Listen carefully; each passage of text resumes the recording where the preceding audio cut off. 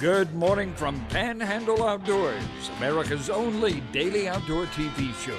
Your source for fishing, hunting, and information for folks who enjoy the great outdoors. Now sit back, relax. It's Panhandle Outdoors. Good morning, folks. Welcome to Panhandle Outdoors. I'm Winston Chester. I'm glad you're here with us this morning. We appreciate your viewership. Back in the studio, and we'll talk about that a little bit later, but we're glad to be here. Let's look at our weather, brought to us by Gulf Coast Air Conditioning, Drew Pollard, the hard-working crew taking care of everyday comfort needs. High today, 91, low 74. So our nights low aren't as low as were last week. So we want to get that on down pretty soon. Water temperature brought to us by Maranta Coffee Company. Folks, this is looking at, went up another degrees. This actually went up to 84.7, rounded off to 85 degrees. So everything warmed up the last couple of days. Our river readings brought to us by the good folks at Panama City Coca-Cola. We don't have a chart for you, but I can tell you it's 2.2. It's low as the Apalachicola at Bluntstown. But the Caryville reading of the Choctawhatchee, 0.8. Folks, it's below a foot at Caryville, 0.8. They're walking across, a lot of places walking across the Choctawhatchee River, all kinds of different places. Tide chart brought to us by Ken Forrest Long. Had a neap tide yesterday, mainly neap today, but it's going to really pick on up as the weekend. As we get closer to the weekend, we'll have a good strong tide. Technically, it's low around 6:53 this morning, coming in about 10:30 tonight. Our wind, double digits again, how about southwest at about 10 to 15. That's more seasonal than we've had. All that northeast wind we had about a 2-week period there. That was really unusual. So for that long of a period. I hope you notice things like that. It's just, I'll get a kick out of it. Let's take a break. We'll be right back.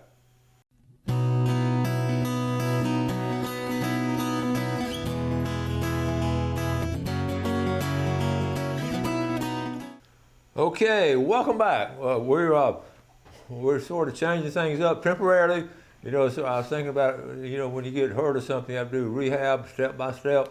Well, we got a little bit better. We had that video on yesterday. I did a little bit of weather, and then today, one of the cameras hooked to the computer it crashed, so we're down to one camera. So we're going to make do with this for now while they continue working on getting us back to 100%, and get us back with 2 cameras. So we're just, you know, blessed are the flexible, and we're flexible, and I appreciate Jeff setting up this one camera. So I'm going to show the pictures and everything. I hope you can see it okay, and we'll just go from day to day and see what we're doing. But we're going to be here and giving our best shot, and we appreciate your patience on it. So here we go. So we're not going to be able to zoom in. We're going to just have one camera, so no zooming in and everything. So the only drawback on that, a lot of times I like to zoom in and show you details of pictures and all, but just bear with us. The first announcement I have up here, National Hunting Fishing Day, is this Saturday, National Hunting and Fishing Day. It's an annual observation, always the 4th Saturday of September. Okay, so I'm going to work my way through these pictures, and we've got some guests coming on later this week. If you fish a lot at Tyndall, that's a Tyndall Bridge over there. You know, they're getting ready to 6-lane that thing, and they're going to have a staging area for the construction, so that whole section is closed over there at the Shoal Point area by the DuPont Bridge. They already got it closed out, so just be aware of that, okay? Norvin Thibodeau, Norvin, there you go. Norvin and his wife, Ruth, they're good fishermen, and they love to fish, and he sent me this, and he said, Ruth put it on me again with this 19-pound snapper. It was another great trip with Laverle and Kaylee aboard the Family Tradition. That Family Tradition, that one goes out of Apalachicola. We've been down there on a trip before. In fact, Norvin and Ruth was on the trip with us, and it's a good-sized boat. You can fish about, I forget how many, maybe 12 people or 15, but they really catch a lot of good fish. In fact, here's the pictures. Look at that. She did put it on them. Look at that big old 19-pound red snapper. All right, and look at that mess of fish. You load them up right there by the, unload them by the dock, and right there on the dock, and that's a great picture right there. So, good job, Norvin and Ruth especially. Okay, we're talking about this fried mullet plate, and by the way, we need to give away Friday's mullet plate. You know what? Let's wing it. Let's go ahead. This gal and I went over there the other day to Gene's Oyster Bar, just got a fried mullet plate. Mullet just this time of year is so good, and this is what it looks like.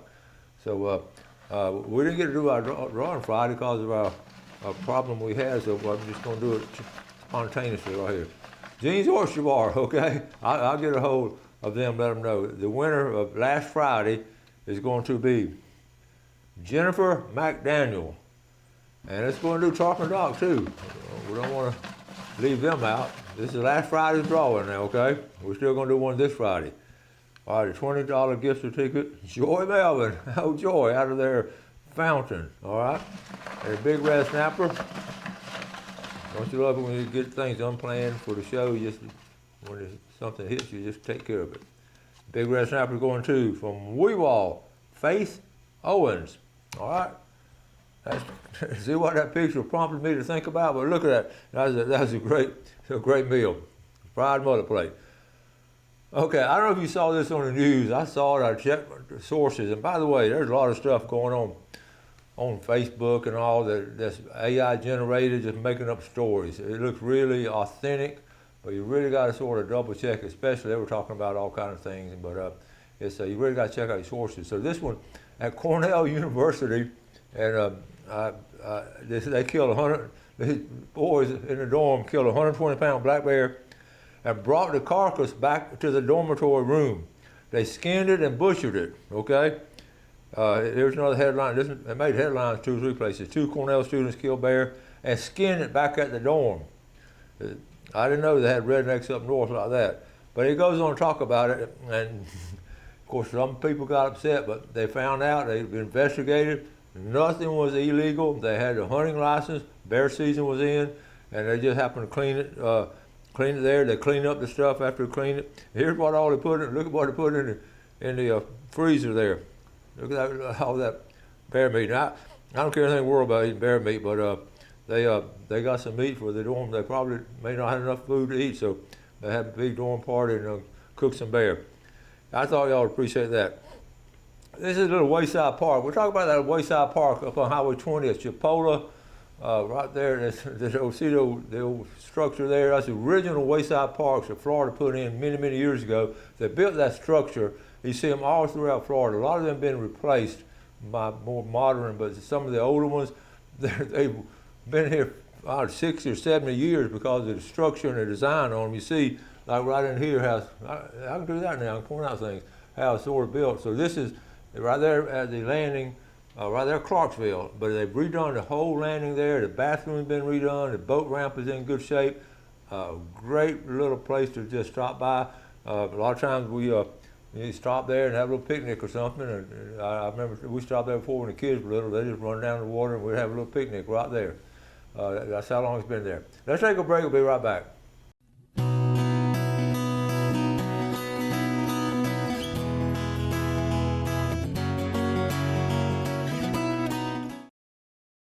Okay, well, welcome back. Glad you're with us this morning. It's a little bit different, different setup, but we're still getting it done. So we're going to move on. I got a lot of pictures, so I got backed up on them this little break we had, and we're going to get caught up. So if you send me some pictures, I'll get them in sooner or later. I promise you. If I don't, you give me a call or touch base with me. This one right here, this is, okay, Cliff Tiller had a good time a mile off the beach with the family. Look at it, isn't that a good little trip right there? Cliff Tiller with the family. But check it out. Tiller Blue beat us all with a 30-inch gag. A 30-inch gag the other day. Okay, look at that one right there. That is a fine gag grouper. Good job, Tiller. And here they are right here. Boatload of red grouper, triggerfish, and snapper. It was too small. I had to throw them back. But a good trip, good quality fish right there. Here's a close-up of it right here. That's some good eating. We had some good fish at Sunday dinner this past week. There it is right there with that picture. Okay. There's the crew right there. All right, now this is remember I showed you that really nice canoe about 2 weeks ago. They found down there when the storm washed it up, and this is a picture of it right here. And it's unusual because if you can see it real close, it's sort of a lighter color. And I read, and then I kept staying tuned to it. I looked it up, and they put another posting on it because they took it to the state archives and all those experts and all looked at the wood and everything, and they figured out pretty well that was not a native Florida tribe. They think that canoe came from the Caribbean because the wood did not match any of the wood there in Florida.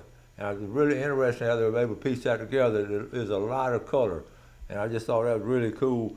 And here they are looking at it, different things and examining it right there. Remember that? So I just thought I'd pass that on to you. It was cool stuff. Now this is an old picture right here. Okay. My great uncle Herbert Ross caught this sturgeon on Econfina Creek, close to where Blue Springs is. This before the dam was built. Caught it sometime in the 1950s. Is that not a cool picture? That's the old black and white picture back in the day. The sturgeon went all the way up there to Blue Springs. Isn't that amazing? They still do it on the Choctawhatchee River to go way up the river. And then when they built the Deer Point Dam, that was cut off. I don't know, you just don't see the sturgeon anymore in this area other than the Choctawhatchee. And that's because they come up in the fresh water and go back out. Only time to go out in the Gulf is to spawn. Okay, moving on to the fishing rodeo coming up. I'm gonna get them to come back on the show. It's about October 4th, right away. That 2-week Panama City Beach fishing rodeo. We've had them on the show before, Captain Burkhead and Captain Kelly. And now we're gonna have them on one more time because this is really cool. Okay, J.B. Hiller, just a report he sent. Basically, he went fishing and he fishes. I think he honestly averages 4 to 5 days a week, just about it, on the Choctawhatchee River. He's been doing it for years. He's the president of the Bent Rod Fishing Club and a very good source of what's going on the Choctawhatchee River. Basically, he talked to a couple. They were not catching any for a couple of days. He talked to a couple of fishermen. They can't figure out why. There's no bite. It was just hit and miss for hook and line. And speaking of mullet, I've been I watch them year after year in my front yard, looking at the water. And it's so fascinating to me, especially on weekends when I get up at daybreak and you can see the mullet just breaking the water out there, and they're starting to bunch up. I see more and more of them now, and this is a really good time of year for the cast net. You know, I've never fished hook and line for mullet, but they're out there. You see the ones that they catch off the Choctawhatchee River. Here we go. Can you read this one? Tonight we are having Himalayan rabbit stew for dinner. We found Himalayan in the road. That's one of the dad jokes I still send to my kids and grandkids, and I can see them shaking their head when they get it. These guys found a bald eagle, down in Gulf County. Huge shout out to Mario, Larry, and Thomas and C. Jones with Gulf County. They're working for Gulf County, and I saw this eagle look like he was injured. So they called the FWC, called the sheriff's office first. They got FWC, but they rescued it. And the St. Joe Humane, Janet Reinhardt. Here it is right here. You see the net right there? They got him captured. They got him rehabbed. There's the guys right there. They saw it and called it in right there. Good job, guys. That Larry family, I've known them a long time. A lot of Larrys around. So here they are, trying to get it rescued. As a deputy there, but anyway, they've got it taken care of. Got him in a cage there. All right, and then they went ahead and got him. Remember when you get an animal something in a cage, it's so much better to drape it over like that to sort of won't spook them anymore than it is spooked. So that was good. This is good here. Can y'all read this? Remember when we talked with our neighbors in person and didn't argue online with strangers? Ain't that the truth? There's so much stuff on social media now, and our neighborhoods. It's so important that we communicate with our neighbors. To me, it's almost it's automatic. Our neighborhood, we got a wonderful neighborhood. We all know each other, and we're blessed to have just good neighbors. And I want to encourage you to get to know your neighbors, and especially if they, you have time to talk to them and spend time with them. Do it. I mean, don't go there all day and don't wear out your visit, but spend some time with your neighbors. And I remember, let me tell you this quick story growing up. I've got plenty of pictures. Our neighbor Angus and Betty Paramore, my whole life growing up. And I remember mowing the grass on a push mower. My brother and I'd do it one week, he did it the next week. So, and my dad would always tell us, mow a little bit on Mr. Angus' side, mow a little bit on the neighbor's side. That always stuck with me. I was a little kid to just do a little bit of extra for someone else, and that's always stuck with me. And they all passed on now, but it's a good lesson learned. Okay, this was right here, spring at the Appalachian Trail, a through hiker. Okay, you go. This is. I put this up because I fished with this couple a long time ago. They have a place in Mexico Beach. They're from actually from Nashville, Tennessee, but spent a lot of time in. I ran across this Appalachian Trail, Springer Mountain. Okay, Kimberly Higdon, her husband Brian and Kimberly, they're outdoor people, but they did a through hike all the way through, and it started on April the 19th and finished on September the 16th, and there they are right there in Maine. It started here in Georgia, ended up in Maine. So I know when I was a younger person, that was one of my goals, but you see how long it takes. And when I was younger, I always had to have a job to support the family, so I never had that opportunity now. I think I'm past my prime to hike all the way through, but it's quite an accomplishment. People do it every year, and that's why I wanted to show them. And we did a fishing trip together. I actually videoed it, probably got it somewhere back in my files. Let's take a quick break and be right back.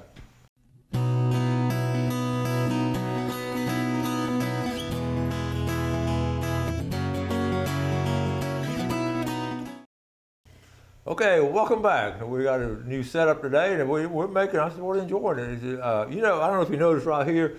This is a Panhandle Slam. You can't really see one of the famous Friday fishing forecast, but it shows up really good now. If you catch all three of these in one trip, that's a slam. So you got your redfish here, your baby flounder here, and of course the speckled trout here.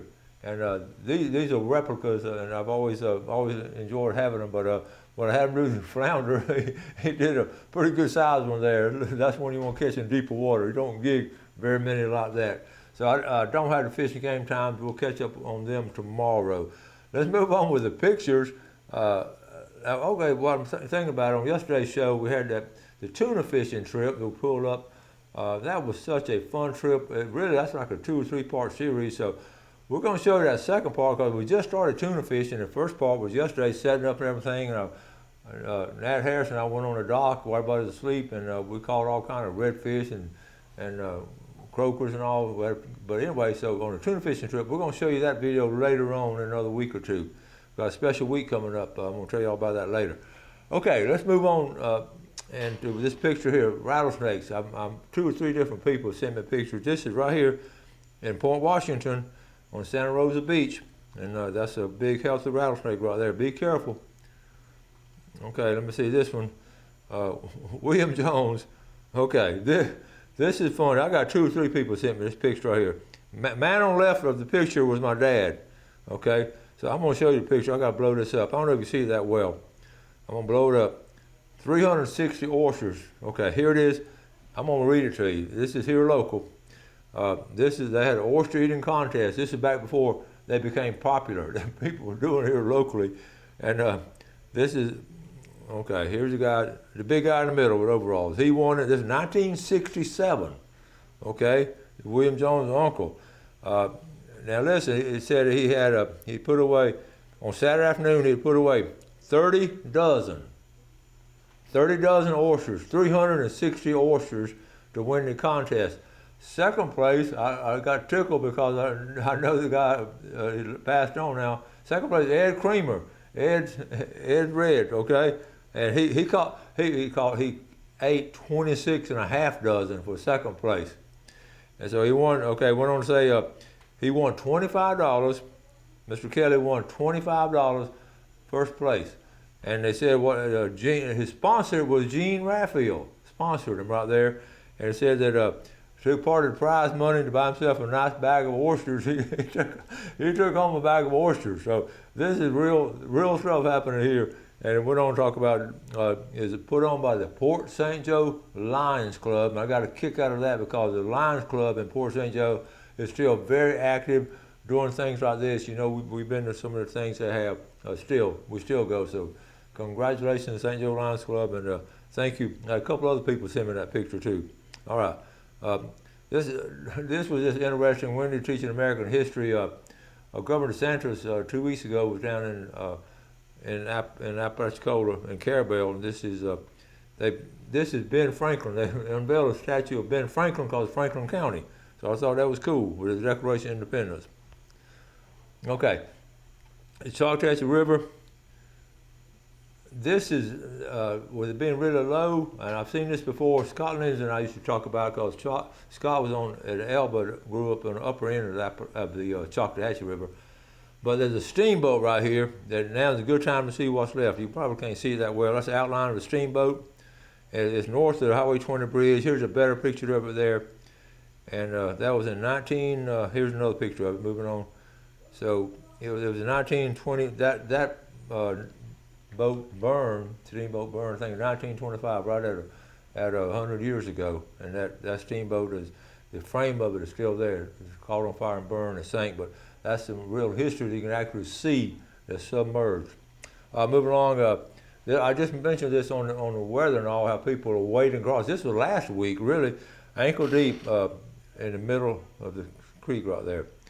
Okay, real quick, let's jump into birds real quick.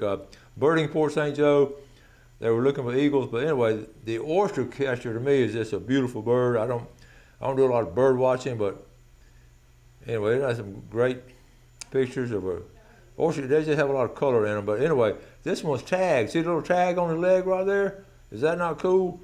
I don't know if they were able to trace it down, but this is here local, and I just got a kick out of it. Here they are. They're talking back and forth, and you see them on the beach all the time, but they're really a pretty bird to me.